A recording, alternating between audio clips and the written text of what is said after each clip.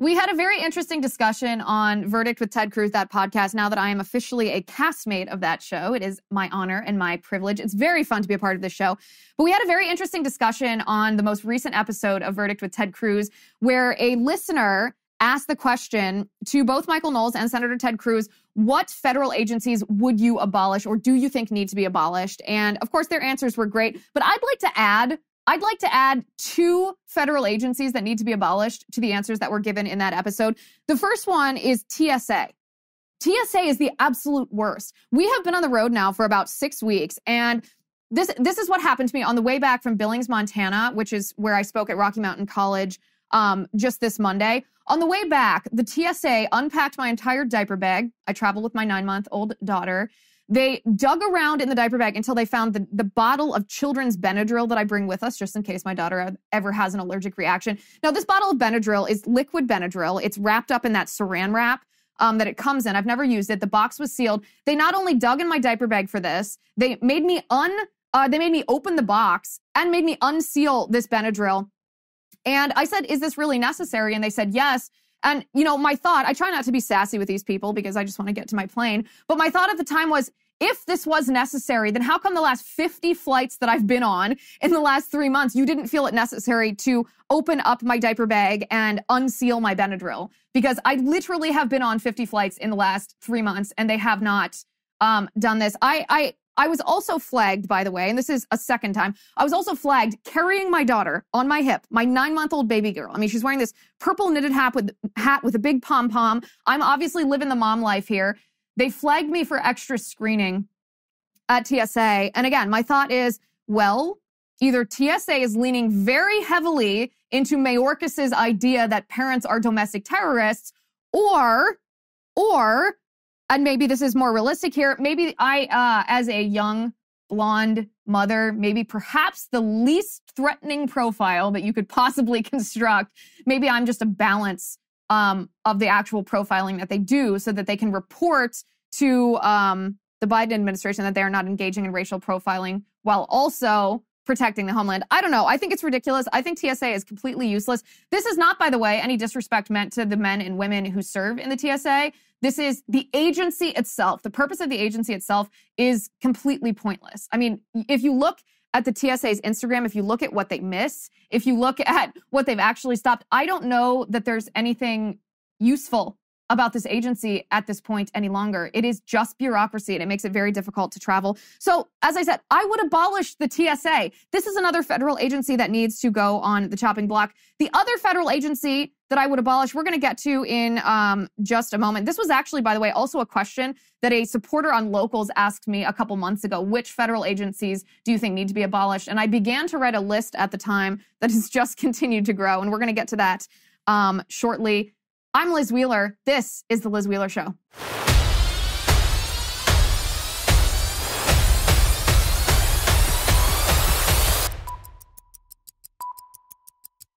Okay, we're going to talk about what other federal agency, and this is a big one. This is a very big federal agency. Which one needs to be abolished? We're going to talk about that in a few minutes. I want to talk first about Dave Portnoy, the CEO of Barstool Sports. This is a pretty crazy, pretty weird, pretty dirty story that should be getting more headlines than it is, but in a very different way than the headlines are portraying it. We're going to talk about that in a second. But first, I want to talk to you about Headspace. Now, maybe in this stressful world, our divided country, perhaps you've tried meditation to help reduce your stress, and perhaps it didn't work. Or maybe you felt like you were doing it wrong. Well, if mental health is part of your self-care plan this year, you owe it to yourself to try Headspace. Headspace is your daily dose of relaxation in the form of guided meditations in an easy-to-use app. So whatever the situation, Headspace really can help you feel better. Overwhelmed? Headspace has a 3-minute meditation for you. Need some help falling asleep? Headspace has wind-down sessions their members swear by. And for parents, Headspace even has morning meditations you can do with your kids. Headspace's approach can reduce stress, improve sleep, boost focus, and increase your overall sense of well-being. You deserve to feel happier, and Headspace is meditation made simple. Go to headspace.com/Liz. That's headspace.com/Liz for a free 1-month trial with access to Headspace's full library of meditation. That's headspace.com/Liz. You have to use the promo code if you want the free 1-month trial. You deserve it. It's time to relax. Headspace.com/Liz. okay, Dave Portnoy is the target of a Business Insider, essentially a hit piece against him. This is a Business Insider piece, which, by the way, my opinion about this piece, before we even get to it, is that they just wanted to use him. He's very famous, very popular. Everything he posts online goes wildly viral. They wanted to use his name and his face and a salacious accusation to get clicks, because this allegation that they published against him is behind a paywall. You actually have to pay to click through to read this allegation, which seems to be a weird type of story to place behind a paywall. The allegations in this article are from two anonymous women. They say that Dave Portnoy sexually assaulted them, or I don't know if they're exactly making an allegation of rape, but if they're not, I don't know what allegation they're making. They said that one of the women said that she was flown in to his house and she hooked up with him. She did not enjoy the sex. She told him to stop in the middle of it, and he didn't. He says he did not, that she did not say to stop. Obviously, he said, she said. The other woman said that he, I don't know a diplomatic way to phrase this, that he was extremely kinky, that he was choking her, that he was being gross. And maybe that's true. Who knows? I certainly don't want to know. But that's not a crime. So here's what I would talk about. The way that the Me Too movement is constructed right now is a complete farce. It's a disservice to both men and to women. It's a disservice to men because an allegation from an anonymous person who doesn't identify themselves is used by the feminist left to try to take down men. Now, don't get me wrong. If men commit a crime, I am 100% prosecuting them, 100% in support of prosecuting them to the fullest extent of the law. In fact, I've said for a long time that I think conservatives and pro-lifers need to make a more concerted effort to tackle the problem being that 97% of rapists never get convicted, that they just walk free. Yeah, we need to target that. Conservatives need to do that, and they need to do a better job than leftists doing that. That's maybe a different topic here. But this idea that we believe all women, or that a man can be taken down by an anonymous allegation against him, and an allegation that actually isn't even an allegation of a crime, this is a huge disservice. This makes it difficult for men to be around women. It makes men very skeptical of women. It is fundamentally unjust. It is unjust to treat men like this. So my analysis, I do read this. I think, by the way, that Dave Portnoy is a very entertaining individual. I think that he's built up an incredible business. I mean, he's an example of the prosperity of the free market. I also think that based on his own admissions about his sex life, he seems to be a pig. He seems to be a kinky pig. I don't know a nicer way to say that. I mean, he brags about his sexual promiscuity. He is hooking up. What is he, like 45 years old? He's hooking up with 20-year-old college students who DM him on Instagram. Like, guy, come on. Grow up. This is disgusting behavior, but this is a precedent that has been a precedent in our country for a long time of defending people who seem like they don't deserve to be defended. This is a precedent set by John Adams, remember, when he defended the British troops, when essentially at the beginning of the Revolutionary War. This is the same with Dave Portnoy. You can think he's a pig, and I certainly do. It's a shame that he seems like he's a pig because he's likable and he's entertaining and he's built a pretty cool business. But he deserves due process regardless of the morality of his actions, regardless of the wisdom of his actions. He is entitled under the law to due process of law. And that's not what's happening here. What's happening here is the radical left has conflated the cultural idea of where the appropriate boundaries for sexual activity are. They've conflated that idea with legality. So you can go back to the 1970s. We had all 1960s even. We had all these leftists telling women that the only way to be free, the only way to be liberated, the only way to be empowered was to have this quote unquote autonomy over your body where you could treat sex as something that's not sacred, something that doesn't belong within the bounds of marriage, that you could just have a free-for-all. The free love movement was the only way for women to truly embrace their sexuality. So that's what the left told us, right? Now, the reality of the situation is if you behave in this way, then you're going to feel self-loathing, you're going to feel regret, you're going to feel gross, you're going to feel used because that's what you've been. That is the fact. I mean, let's not be hypothetical here. If this woman who was flown across the country to hook up with Dave Portnoy felt used and felt violated, well, she was. He did use her for sex. He essentially admits that. He flew her across the country to hook up with her. Well, of course she felt used. He was using her body for his own gratification. Of course she felt violated because that's not supposed to be. That's not what sex is. That's not how God ordained it. I'm not trying to sound like a preachy mama here. You can literally look up the scientific studies. Women feel regret when they engage in casual sex, when sex is outside the boundaries of commitment. So there are two different standards here. There's the moral standards and there's the legal standards. But essentially what these leftists are doing is they're acknowledging what they've denied for the past 50 years, that this lack of morality in sex or sexual activity is bad for women, that it leads women to feel regret. It led this one woman to feel suicidal. But they're taking that. They're not only contradicting themselves, they're conflating that with the idea that if you feel used or if you feel violated, then you must be the victim of a crime under our legal system. And that is simply not true. That is simply not true. The crime, a crime that has to do with sex would be non-consensual sex. It would be rape. It would be assault. Those are very different than feeling disgusted with yourself, feeling regret, feeling used, or feeling violated. Now, like I said, if there's a crime, if there's an allegation of a crime, that changes the story. But to my knowledge, this does not seem like the allegation of a crime. I mean, and by the way, this also does a big disservice. It does a disservice to actual victims of actual sexual assault, actual victims of actual rape, because the more that our society trots out these allegations, like the Huma Abedin allegations that we talked about last week, the more our society trots out these allegations when they don't meet the elements of the crime, the more that we as a society become desensitized to hearing about it, which means that the next time an actual victim makes an allegation, it might roll off our backs. We might not hear it. We might not comprehend it the same way because it's been overused. So these people that are making the allegations when they're false allegations or they're not actually allegations of an actual crime, they're doing a disservice to the victim here.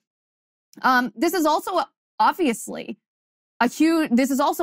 harmful for men. So it's harmful for women in the ways that we laid out. This is harmful for men because they feel vulnerable. They feel at risk constantly. I mean, this shows up in every aspect of daily life, whether it's men at church, whether it's men in the workplace, whether it's men's interaction with women. They now feel that our society has moved away from the presumption of innocence until and unless proven guilty, and that now their lives, their reputation, their freedom, their career is all on the line based not on an allegation that was proven to be accurate, but based just on an allegation that could be even anonymous, that they don't have the right to defend themselves. They don't enjoy that presumption of innocence until proven guilty. They don't have the protection of the law. They could be taken down by one woman's false or misleading allegation, and she doesn't even have to put her name to it. This is not a society that we want to live in. This is not a nation of laws. That's why I'm sitting here defending Dave Portnoy when I think that his sexual behavior that he admits to makes him a pig. He still deserves to be defended against these allegations because these allegations are anonymous and they're about the morality of the thing and not about the legality of the thing. And that is a huge, huge difference. The left right now is making a concerted effort, a concerted assault against due process in many areas, actually. And even if the people who are facing these allegations, who are the subjects of these allegations, even if we feel disgust with them or disdain, they deserve to be protected under the law. It's not just Dave Portnoy. Kyle Rittenhouse is another example of this. We're going to talk about that in a second. But first, I want to talk to you about ExpressVPN. Okay, so we all know how a VPN protects your privacy and your family's security online, right? But I recently learned that you can also use a VPN to unlock movies and shows that are only available, at least ostensibly, in other countries. It's very simple. This is how it works. You just fire up the ExpressVPN app, you change your location to the UK or any other country, refresh your streaming service, Netflix, Hulu, what have you, and that's it. That's all there is to it. See, ExpressVPN hides your IP address and lets you control where you want websites to think you're located. You can choose from almost 100 different countries. So think about all the Netflix libraries you can go through. It's not just Netflix either. ExpressVPN works with any streaming service, Hulu, BBC, iPlayer, YouTube, you name it. There are hundreds of VPNs out there, but ExpressVPN is the best, in my opinion, because it is ridiculously fast. I don't have time for buffering or for lag, and you get none of that on ExpressVPN. You can stream in HD, no problem. It's compatible with all your devices. If you visit my special link right now, expressvpn.com/Liz, you can get an extra 3 months of ExpressVPN for free. So support the show, watch what you want, and protect yourself and your family online at expressvpn.com/Liz. Kyle Rittenhouse is another example of this. So if I look at the Kyle Rittenhouse situation, here's a 17-year-old kid who crossed state lines, meaning he traveled. This wasn't a business that he had a personal connection to. It wasn't his business. It wasn't his friend's business. It wasn't his family's business. It wasn't even the community that he grew up in. He specifically, as a 17-year-old kid, traveled out of state to an area, Kenosha, Wisconsin, that was under siege. They were facing riots in the wake of the shooting of Jacob Blake, who, by the way, let's just remember why these riots were happening. These were Black Lives Matter riots, destroying people's private property in protest of the police shooting, but not killing, a criminal who had an outstanding warrant, who tried to steal a woman's car, who, when the police were called, he resisted arrest, fought the police, tried to run away, and reached for a weapon in his car. Police then shot him. And this shouldn't be controversial. It should be sad that someone's life is so messed up, but this certainly is not police officers indiscriminately shooting a black man, an innocent, unarmed black man. It's not that situation at all. Yet in response, the Black Lives Matter movement, which always is trying to stoke racial divide, descends on Kenosha, Wisconsin, and lights it on fire and ruins businesses. People's livelihoods were absolutely destroyed. Their property was destroyed. Their stores were looted. Their buildings were burned. And so Kyle Rittenhouse, a 17-year-old kid, got involved here, and it was unwise of him to get involved. I don't think that should be controversial to say. Of course he shouldn't have been involved. He was 17 years old. This wasn't even his hometown. It wasn't his own property. He shouldn't have been involved here. But the left makes us defend Kyle Rittenhouse. And here's why. Because we as conservatives, we can be nuanced. We can say, well, yeah, it was unwise for him to be involved here. And if he hadn't been involved, that might have been better for the whole situation. But because the left unfairly says, well, this wasn't self-defense. Kyle Rittenhouse, by the way, he shot 3 people. 2 of them died. 1 of them did not. And the left immediately wants him to be branded without a trial, without due process. They want him to be convicted in the court of public opinion as a white supremacist murderer. And that's why we have to come to the defense of Kyle Rittenhouse. That's why the nuance, the saying, well, it wasn't wise for him to be involved, is almost lost in the shuffle here. Because whatever else may be true of Kyle Rittenhouse, it is unjust and unfair for the leftists in the court of public opinion, and by that I just mean the echo chamber of the left, to just issue this verdict against this kid without ever looking at the facts. They did this based on their own political narrative because they want this white kid to be representative of anybody who opposes the Black Lives Matter movement. Well, the trial of Kyle Rittenhouse is ongoing right now. We're on, the 7th day, I believe, of this trial right now. The prosecution has rested, but there's simply no doubt in any rational thinking person's mind that Kyle Rittenhouse has the right of self-defense in the situation that, yes, he got himself into, but the wisdom of whether he should have been in that situation is notwithstanding. Once he was in that situation, he enjoys, like everybody else in our country, the right to self-defense. And he was attacked, and he exercised that right to self-defense. So why is he on trial? He shouldn't be. And this was proven. This is in the process of being proven. The process of being proven. Look at what came out yesterday in the Kyle Rittenhouse trial. This was, the prosecution, you know what? I'm not even going to describe what happened here. Listen and watch this video. The man on the stand is being questioned by the defense, Kyle Rittenhouse's defense. The man on the stand is the 3rd person that Kyle Rittenhouse shot, the one who survived. He did not die. And the defense asks him a question that proves that in this specific shooting, Kyle Rittenhouse acted in self-defense. Listen very closely. And then, once you listen to this, look at the prosecution.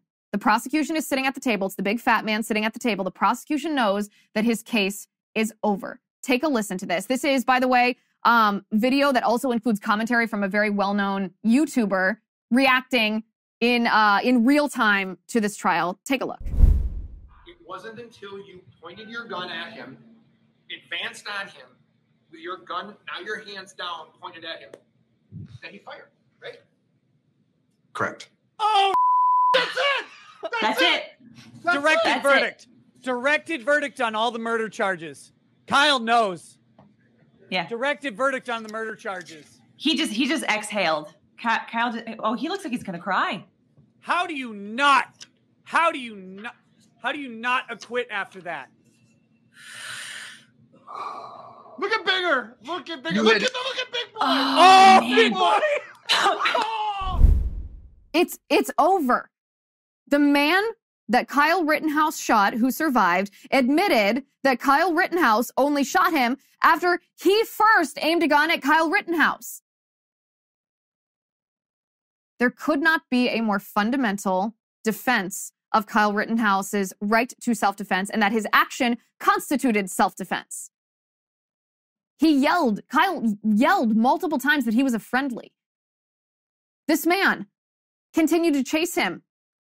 Same with the other ones, the two that unfortunately, tragically, yes, were killed.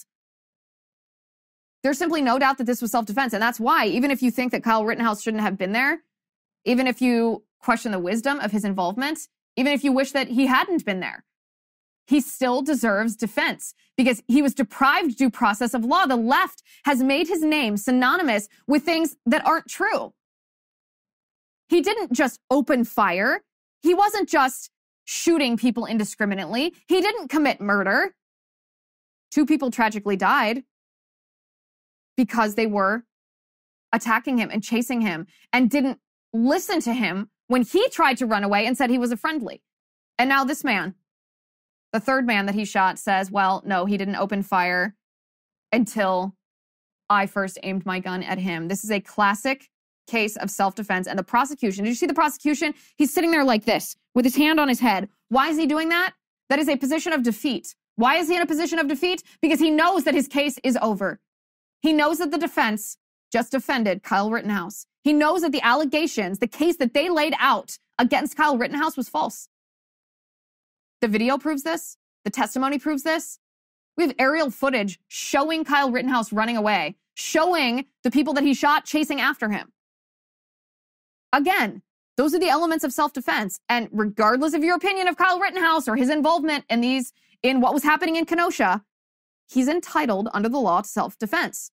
Again, a precedent set by John Adams a long time ago at the very beginning of the Revolutionary War. When no one else would, John Adams defended British soldiers opening fire against American colonists.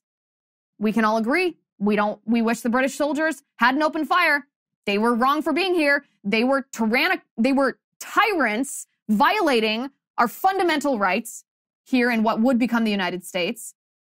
But regardless of whether they should have been there, once they were there, they were entitled to self-defense and they were entitled to due process of law. John Adams was the only lawyer at the time, the only attorney who was willing to defend them, to defend their right to self-defense, their right to an attorney, their right to due process under the law. And we as conservatives should carry on that tradition. There can be individuals whose actions we believe were disgusting, like Dave Portnoy, or wrong, unwise, ill-advised, like Kyle Rittenhouse. But all of that notwithstanding, we have a duty, a responsibility to make sure that these people are afforded their due process under the law, that they are not only enjoying the presumption of innocence until and unless proven guilty, but that the court of public opinion is not the final arbiter in whether Kyle Rittenhouse or Dave Portnoy's legal rights are at all abridged. This is fundamental to what it means to be a conservative, by the way. Because we believe in equality for all people. We believe in equality under the law for all people. And sometimes that requires us to defend people that don't deserve to be defended or don't deserve, I guess, under a different standard, right? There's the standard of morality and the standard of wisdom versus the legal standard. And just because someone's actions aren't moral or actions aren't wise doesn't mean that they have forfeited their right to be defended in the legal sphere under due process of law. The left is engaged in a concerted effort to destroy the idea of due process, because what the left wants to be the arbiters of who is right and who is wrong, who is moral, who is immoral, and who is legal and who is illegal. We see this happening in real time in our nation with the left under the Biden administration, Mayorkas. We're going to use that same example from the beginning of the show. Mayorkas just declaring that parents who are opposed to transgender bathrooms or opposed to critical race theory are at threats of being domestic terrorists. That's no longer the left simply disagreeing on a policy basis. That's the left actually wanting to make us illegal. Just like they want to make illegal aliens crossing our borders, violating our laws, legal by giving them $450,000. The left doesn't want Lady Justice with her blindfold on to be a neutral arbiter of the law. The left wants to be the biased arbiter of the law, and they want to make us, you and I, because we're conservative, or Dave Portnoy, because he's a man, a white man, who has used capitalism to be prosperous, or Kyle Rittenhouse, because he was opposing the Black Lives Matter agenda, because he was standing up for private property, because, God forbid, he had a firearm. They want to make each and every one of us illegal based on their standards and not based on the law. This assault on due process is something the left or the right, those of us on the right, conservatives, you don't even have to be conservative, actually. Men of all political stripes should worry about the idea that an anonymous allegation against them is a guilty verdict. This is frightening. It's shocking. And the left is not done. The left is not done with their assault on due process. We're going to talk about, the other federal agency that should be abolished based on their corrupt and heinous activity. Their targeting of individuals based on those individuals' political beliefs. And yes, I'm talking about my friend James O'Keefe. We're going to talk about that in just a second. But first, I want to talk to you about Moinkbox. As it's getting cold here in the United States, especially in the Northeast, it's time to think about what kind of foods will help you warm up. You hear that bacon sizzling. That's what you want to wake up to. If you could see and taste this bacon from moinkbox.com, you would order it right now. Yes, I'm a vegan. You know that. So I asked my husband, who is basically Ron Swanson, if this meat from moinkbox.com was good meat. His endorsement is meat, period.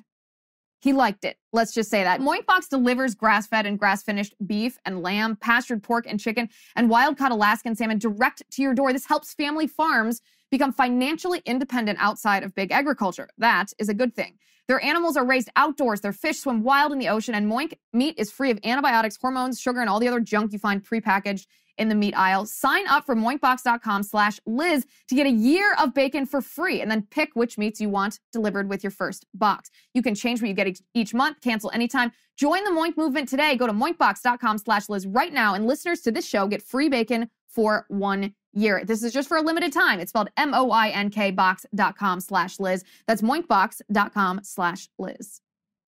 So what's happening to James O'Keefe right now? And again, when I say what's happening, this is not just the universe. This is not something that's just happens, just happening arbitrarily, just events that are occurring. No. What's happening to James O'Keefe right now is he's being targeted by the FBI. The FBI under the Biden administration, Biden's FBI raided James O'Keefe's home, raided the homes of 2 of James O'Keefe's undercover journalists or his journalists, and confiscated laptops, confiscated. I think James said he had 2 iPhones that were confiscated. This was a pre-dawn raid. James woke up to the FBI banging on his door. He opened the door. Bright lights were shined in his eyes. He was handcuffed, pushed against a wall. The FBI searched his home for 2 hours. Why?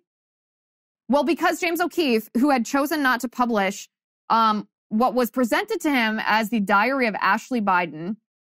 Let me back up. This is what happened. Ashley Biden allegedly left her diary in a hotel room. People who came into the hotel room after Ashley Biden, these tipsters, they found this diary. They became tipsters because they reached out to James O'Keefe and said, listen, we found Ashley Biden's diary. Do you want it? It contains allegedly bombshell allegations about Joe Biden himself. Well, James O'Keefe's people engaged in negotiations for this diary. They ultimately chose not to publish anything associated with it because they are so careful about the veracity of what they publish. They could not establish beyond the shadow of a doubt that this was, in fact, a genuine article, that this was, in fact, the diary of Ashley Biden. So they chose not to publish it. And that's that. Except that the FBI says, well, Ashley Biden's diary was stolen. And you were associated with so we're going to confiscate your iPhones. Here's what I don't get. You can't actually have this both ways. By the way, O'Keefe's people tried to return the diary to Ashley Biden, and it was refused because Ashley Biden's people said that wasn't her diary, that wasn't authentic, it wasn't real. So how can you have Ashley Biden's people refusing to collect their property, denying that it's their property, and at the same time, the FBI raiding James O'Keefe, claiming that Ashley Biden's diary was stolen? It was either a genuine diary or it was a fake. If it was a genuine diary, why did Ashley Biden's people refuse to take it back? And if it was real, then why is the FBI raiding James O'Keefe? Because he didn't steal it. He, as a journalist, was given information from this diary much the same way that the Hunter Biden laptop story happened, right? This is absolutely shocking. He is a journalist. His home was raided. His reporter's notes were confiscated after he tried to return this property to the rightful owner. Now, my first reaction when I heard this is the fact that the FBI raided James O'Keefe's home is directly out of Kamala Harris's playbook. This is how Kamala Harris operates. In fact, this is what Kamala Harris did to David Daleiden in California when she was Attorney General. She raided his apartment, or had her people raid his apartment, and then her people leaked the information, the laptops, the electronics, the data, the notes that they had confiscated from David Daleiden. They leaked that to Planned Parenthood, who is David Daleiden's #1 adversary. This smacks of Kamala Harris. Both David Daleiden and James O'Keefe are journalists. They are undercover investigative journalists. They are part of the free press, which is protected by the United States Constitution. And so what does this mean when we hear that the FBI raided James O'Keefe's apartment? This is scary stuff. This is dangerous stuff. This is Soviet-style targeting of individuals based on their political opinions, using the power of the state to try to stifle them. Make no mistake, this is Kamala Harris. And this is why the FBI should be abolished. How much corruption does it take to completely poison an entire agency of the federal government? Because the FBI has given us for years now example after example after example of corruption, of using the power of government to target their political enemies. They did it with Trump. They used the power of the federal government under the guise of the FBI to try to take down a duly elected president. The FBI tried to entrap Michael Flynn. The FBI is now targeting a journalist who didn't even publish a story because he couldn't actually certify that that diary was authentic. So he tried to return that diary to the rightful owner, and they raid his apartment. What other notes have they confiscated? What other stories are they trying to stop him from reporting? They're trying to tie him up in legalese to try to stop him from reporting stories that the Biden administration doesn't like. This is exactly what Kamala Harris does. This is her strategy. Kamala Harris is so dangerous. And because the right, we pushed back when David Daleiden's apartment was raided, when she raided David Daleiden's apartment, but because the right doesn't put a stop to this, the left and Kamala Harris, they're emboldened. They know that this is a strategy that works to tie up independent journalists who don't have the same funding, don't have the same resources as the federal government of the United States does, to tie them up in all kinds of lawsuits and legalese and legal fees until they're unable to expose the wrongdoing that the leftists are engaged in the first place. This is, as I said, this is almost textbook Soviet-style targeting of individual journalists who are reporting things that the leftist politicians don't want reported. So the leftists in charge of the government uses the power of the government to try to squash them and stifle them. And this is why you and I, as conservatives, we must defend due process of law, because James O'Keefe is not enjoying due process of law right now. Not at all. He's not enjoying the presumption of innocence until proven guilty. No, the left is weaponizing the law against him because they don't like what he's saying. And by the way, doesn't it make you wonder what was in Ashley Biden's diary? What did she say about Joe Biden? What was so scary to the left? What did they want to protect? What were they fearful would be exposed to the extent that they would use the FBI to raid James's apartment, take away his iPhones, and try to silence him with the power of the federal government? Well, if that doesn't make you wonder, I don't know what will. But we must, as conservatives, defend due process, because if the federal government, the leftists using the federal government, can go after David Daleiden, can go after James O'Keefe, if they can deprive citizens, if the leftist media complex can deprive citizens in the court of public opinion, like Kyle Rittenhouse and Dave Portnoy, if they can convict them in the court of public opinion and try to deprive them of due process of law, which they, as American citizens, deserve and are entitled to, then they certainly can do it to you and to me if we don't stop them from doing so. This is scary stuff, my friends. Scary stuff. If you are not already part of the Liz Wheeler Show community on Locals, please join us over there at lizwheelershow.com/locals. We have no fear of censorship on Locals, no fear of our conversations being stifled, no fear of the left abridging our freedom of speech or our freedom of religion or our freedom to have these discussions. So I invite you to come over there. If you haven't subscribed to the show, please do so. The Liz Wheeler Show on Apple Podcasts, Spotify, or wherever you get your pods. Thank you for listening today. Thank you for watching. I'm Liz Wheeler. This is The Liz Wheeler Show. The Liz Wheeler Show is produced by Jonathan Hay, executive producer Chad Abbott, director of photography Kevin McRoberts, editor Alejandro Figuerella, sound mixer Robin Fenderson, director of marketing Emily Washler, production and talent coordinator Matt Toffler, and senior publicist Patricia Jackson. This has been a Soundfront production.